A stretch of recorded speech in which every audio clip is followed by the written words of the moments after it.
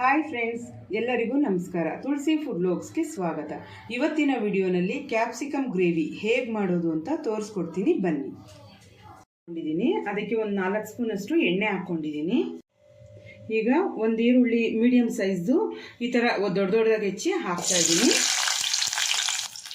2 ಕ್ಯಾಪ್ಸಿಕಮ್ನ ಹಾಕಿ ಹುರ್ಕೋಬೇಕು. ಇದ್ರ ಜೊತೆನೆ ಎರಡನ್ನು ಚೆನ್ನಾಗಿ ಫ್ರೈ ಮಾಡ್ಕೋಬೇಕು. ಫ್ರೆಂಡ್ಸ್, ಇಷ್ಟಾದರೆ ಸಾಕು. ಇದನ್ನು ಬೇರೆ ಕಡೆ ಎತ್ತಿಟ್ಕೊಬಿಡಬೇಕು. ಮತ್ತು ಇನ್ನೊಂದು ಬಾಣಲಿ ತೊಗೊಂಡಿದ್ದೀನಿ. ಅದಕ್ಕೆ ಒಂದು 4-5 ಸ್ಪೂನಷ್ಟು ಎಣ್ಣೆ ಹಾಕ್ಕೊಂಡಿದ್ದೀನಿ. ಈಗ ದೊಡ್ಡ ಸೈಜು 2 ಈರುಳ್ಳಿನ ಉದ್ದುದಕ್ಕೆ ಹೆಚ್ಚಿ ಹಾಕ್ತಾಯಿದ್ದೀನಿ. ಇದನ್ನು ಸ್ವಲ್ಪ ರೋಸ್ಟ್ ಮಾಡ್ಕೋಬೇಕು. ಈಗ ಒಂದು 10 ಎಸಳು ಬೆಳ್ಳುಳ್ಳಿ ಹಾಕ್ತಾಯಿದ್ದೀನಿ. ಒಂದು ಸ್ವಲ್ಪ ಶುಂಠಿ ಹಾಕ್ತಾಯಿದ್ದೀನಿ. 2 ಹಸಿಮೆಣಸಿನ್ಕಾಯಿ ಹಾಕ್ತಾಯಿದ್ದೀನಿ. ಟೊಮೊಟೊ ಒಂದು 4 ದೊಡ್ಡದಾಗಿ ಹೆಚ್ಚಿ ಹಾಕ್ತಾಯಿದ್ದೀನಿ. ಇಷ್ಟನ್ನು ಸ್ವಲ್ಪ ಹೊತ್ತು ಹುರ್ಕೋಬೇಕು.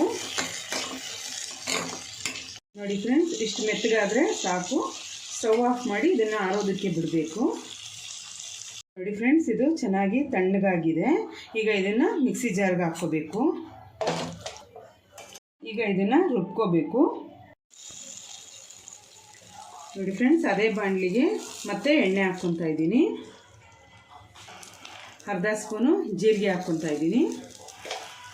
ಒಂದು ಪಲಾವ್ ಎಲೆ ಹಾಕ್ತಾಯಿದ್ದೀನಿ. 1 ಸ್ಪೂನು ಚಿಲ್ಲಿ ಪೌಡ್ರ್ ಹಾಕ್ತಾಯಿದ್ದೀನಿ. 1 ಸ್ಪೂನು ಧನಿಯಾ ಪುಡಿ ಹಾಕ್ತಾಯಿದ್ದೀನಿ. ಫ್ರೆಂಡ್ಸ್, ಸಣ್ಣ ಊರಿನಲ್ಲೇ ಇಟ್ಕೊಳ್ಳಿ, ಏಕೆಂದರೆ ಸೀದೋಗುತ್ತೆ ಪುಡಿಗಳು ಹಾಕಿದಾಗ. ಈಗ ರುಬ್ಬಿರೋಂಥ ಮಸಾಲೆ ಹಾಕ್ತಾಯಿದ್ದೀನಿ. ಮಸಾಲೆ ಹಾಕಿದ್ಮೇಲೆ ಒಂದ್ಸರಿ ಮಿಕ್ಸ್ ಮಾಡ್ಕೋಬೇಕು.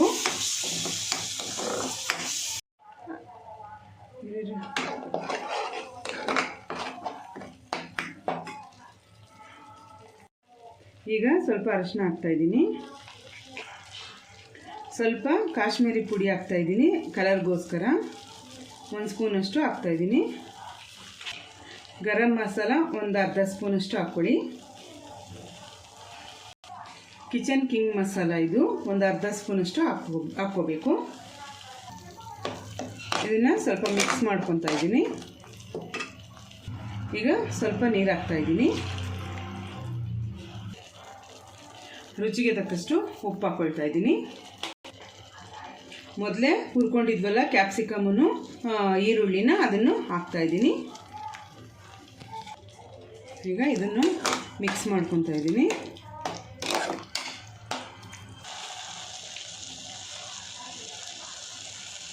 ಒಂದು ಸ್ಪೂನಷ್ಟು ಕಸೂರಿ ಮೇಥಿ ಹಾಕ್ತಾಯಿದ್ದೀನಿ. ಇದು ಸ್ವಲ್ಪ ಬೇಯೋದಕ್ಕೆ ಬಿಡಬೇಕು. ನೋಡಿ ಫ್ರೆಂಡ್ಸ್, ಕುದೀತಾ ಇದೆ. ಈಗ ಇದು ರೆಡಿ ಆಗಿದೆ.